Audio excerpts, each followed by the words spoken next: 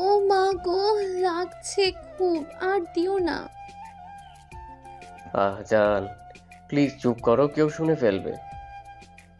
আমার ভালো লাগছে না, প্লিজ ওসব বাদ দাও। একটু সহ্য করতে পারো না? আমার খুব ভালো লাগছে। না না, একটু আর সহ্য করব না। ওকে, আমি ওসব করা বাদ দিব না। তোমার যা খুশি করো। নীলা আমার কথা শোনা মাত্র চিৎকার দিয়ে ওঠে। আহ, ও মা গো, জ্বলে গেল গো। নীলা চিৎকার শুনে কিছুটা ভয় পেয়ে গেলাম। দ্রুত নীলার মুখ চেপে ধরতেই নীলা আমার হাতে কামড় বসিয়ে দেয়। অমনি আমিও ব্যথায় চিৎকার করে উঠি। আহ, নীলা ছাড়ো, লাগছে তো খুব। কেমন লাগে শুনি? আমারও এমন লাগছিল। কথাটা বলে নীলা আমার হাত ছেড়ে দেয়। এমন সময় দরজায় কেউ নক করে। এই ঈদের দিনে তোদের দুজনের কি হয়েছে রে? এভাবে দুজনে চিৎকার করছিস কেন? কই চিৎকার করলাম আমরা আম্মু? একটু আগেই না করে চিৎকার করলি। ভুল শুনেছ তুমি, আমরা কেউ চিৎকার করিনি। চুপ কর তুই, আর দরজা খোল, দেখি তোদের কি হয়েছে। আম্মুর কথা শুনে নীলার দিকে তাকালাম। নীলা আমার দিকেই তাকিয়ে আছে আর মিটিমিটি হাসছে, যেটা দেখে আমি কিছুটা রেগে বলি, ওই, এভাবে আমার দিকে না তাকিয়ে কি করবে বলো? আর কি করব? আম্মুকে সত্যি বলে দিব তুমি আমার ছিলে এতক্ষণ। আস্তাগফিরুল্লাহ বউ, এটা তুমি জীবনও করো না। ওকে, করব না, তবে শর্ত আছে জনাব। তাড়াতাড়ি বলো কি শর্ত। আমি সব শর্তে রাজি। আমাকে। বাকিটা বলার আগেই আম্মু আবারও দরজায় নক করে। ওই, তোরা দরজা খুলবি নাকি আমি তোর বাবাকে ডেকে আনবো? বাবার নাম শুনে এক দৌড়ে গিয়ে দরজা খুলে দেয়।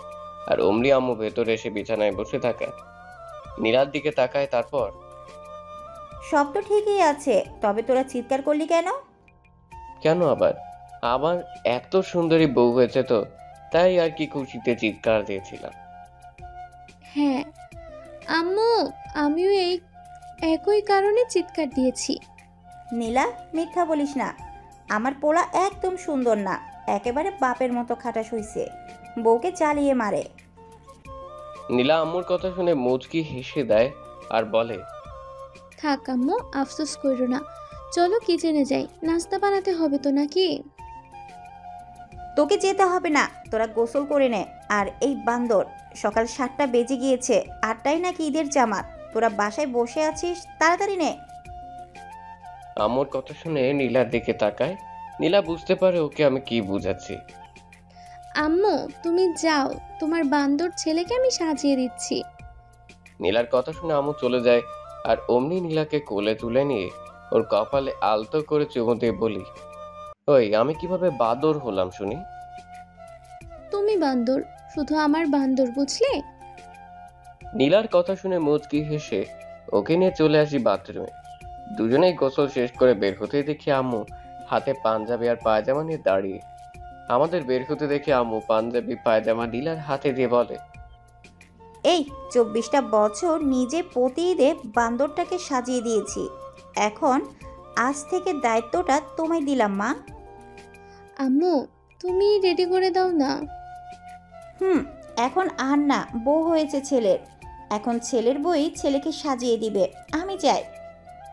কথাটা বললে আম্মু চলে যায়। নীলাও আমাকে পাঞ্জাবি পরিয়ে চোখে সুরমার আতর লাগিয়ে দিয়ে বলে, চলুন আমার পরাণের স্বামী, নিচে যাই।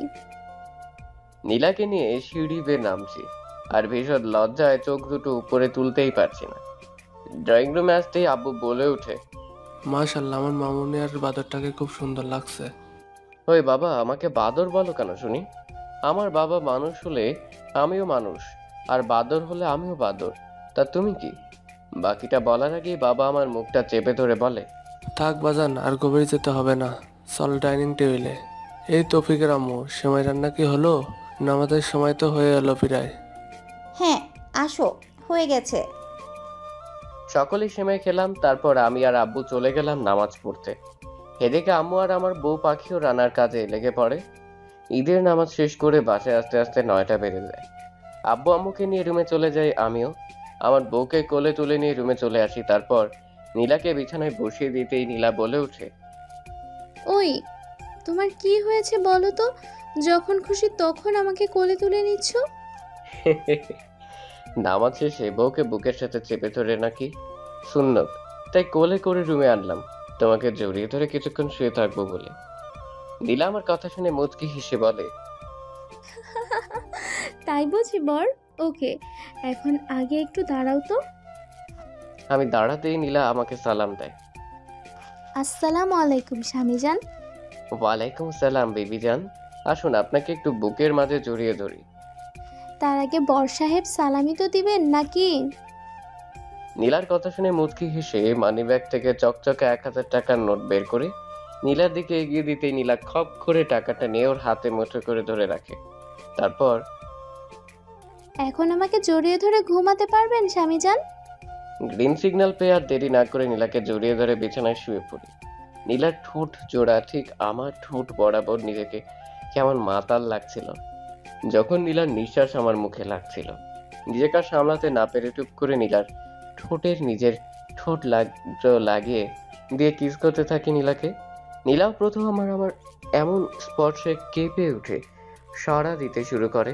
তারপর আর কি দুজনেই হারিয়ে যায় সুখের সাগরে।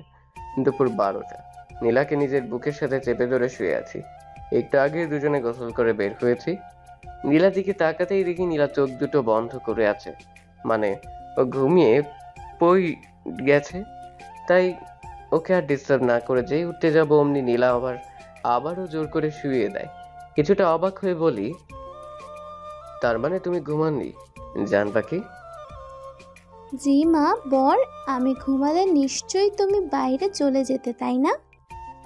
হ্যাঁ, নিচে যেতাম, ক্ষুধা পেয়েছে তো। কুত্তা, একটু আগেই না কিস দিলাম, তাও পেট ভরেনি? থুতো খেয়ে আর কি পেট ভরে? চলো নিচে বিরিয়ানি খাবো। তাও ঠিক। আচ্ছা শোনো না, বলো না সোনা। সকালে কি বলেছিলে? আমার সব শর্তে তুমি রাজি, তাই না? হ্যাঁ রাজি, তাও সত্যিটা কখনোই আম্মুকে বলো না। আমার কথা শুনলে আমি বলবো না। ওকে, আমি শুনবো, বলো কি বলবে। দুপুরে খাওয়া দাওয়া শেষে আমি যেখানে যেতে বলবো তুমি আমাকে সেখানে নিয়ে যাবে। অবশ্যই নিয়ে যাব। নীলা আমার কথা শুনে আলতো করে আমার গালে চুমু এঁকে দেয়। খাওয়া দাওয়া শেষে নীলাকে নিয়ে বের হই। নীলার কথা মতো ড্রাইভ করতে করতে চলে আসে একটা বিশাল উন্মুক্ত কবরস্থানে। কিছুটা অবাক হয়ে বলি, নীলা কবরস্থানে কেন আসলাম? এখানেই তোমার শ্বশুর শাশুড়ি শুয়ে আছে, তাদের কবর জিয়ারত করতে এসেছি। নীলার কথা শুনে অবাক হলাম। হওয়ারই কথা, মেয়েটা বাবার বিয়ে ঈদের আগের দিন অর্থাৎ গতকাল বাবা হঠাৎ আমার চেম্বারে কাজী নিয়ে গিয়ে বলে, আজ তোর বিয়ে, কাজী সাহেব বিয়ে পড়িয়ে দিন। কাজী আমাকে কবুল বলতে বলে আমিও বাবার ভয়ে কবুল বলে দিই। বাসর ঘরে নীলার সাথে তেমন কথা না হলেও মেয়েটাকে এক রাতেই ভালোবেসে ফেলি। বর্তমান নীলা আমাকে স্ট্যাচুর মতো চুপ করে দাঁড়িয়ে থাকতে দেখে বলে, এই চলো কবর জিয়ারত করে আসি। নীলাকে নিয়ে কবরস্থানের ভেতরে যেতে নিব, অমনি পাহারাদার আটকায়, নীলাকে ঢুকতে দিবে না। অগত আমি নিজেই ওর বাবা মার কবর জিয়ারত করে আশেপাশে কয়েকটা ছেলে মেয়েকে খাবার কিনে দিয়ে নীলাকে নিয়ে বাসায় আসতেই নীলা বলে উঠে, জানো, তোমাকে তো বলাই হয়নি গত রাতে আমি এতিম। তুমি কি আমায় ঘৃণা করবে এখন? আজব, ঘৃণা করব কেন? তুমি আমার স্ত্রী। এতিম মেয়েকে তো অনেকেই ঘৃণা করে, তবে আমার শ্বশুর আপু ভালোবেসে তার বিয়ে বানায়। তারপর হুট করেই গতকাল আমাকে তার মনের কথা বলেন। কি কথা? তার নাকি আমাকে পুত্রবধূ করার খুব শখ। তারপর? তারপর আর কি, না করতে পারিনি। আমি হ্যাঁ বলার সাথে সাথে বিয়ে পড়িয়ে দেয় তোমার সাথে। নীলার কথা শুনে হেসে ওর খুব কাছে চলে যায় আমি। তারপরও কানে কানে বলি, জান চলো না, আমরা 2 থেকে 3 হয়ে যাই।